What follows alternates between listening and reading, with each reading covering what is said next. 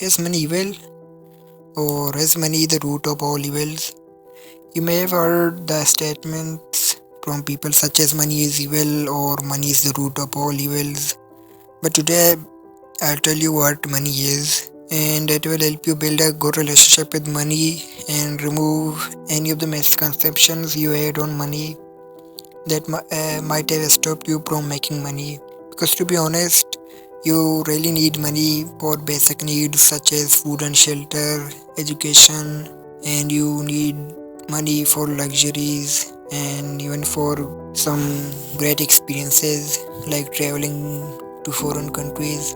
Money is super important, and people who tell that money is evil are the ones who work 8 hours daily to make money, and yet they tell that they had the money or money is evil. You have to understand that money is not inherently evil, but rather it is an expression of value. Money represents the perceived worth of a product or service.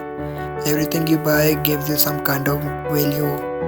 Netflix gives you entertainment, an iPhone gives you social status, a watch tells you the time, a car helps you travel to places, and the list goes on.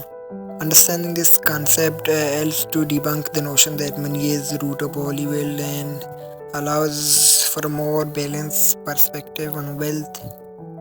And if you want to make money, then you have to provide something, a product or service that gives some kind of value to the customers. And remember that money is not evil, but I do think that an obsessive love for money might be the root of evils, because if you want money so much that you are willing to do any illegal stuff, then this love for money might be the root of evils. But money itself is not evil. It is an expression of value.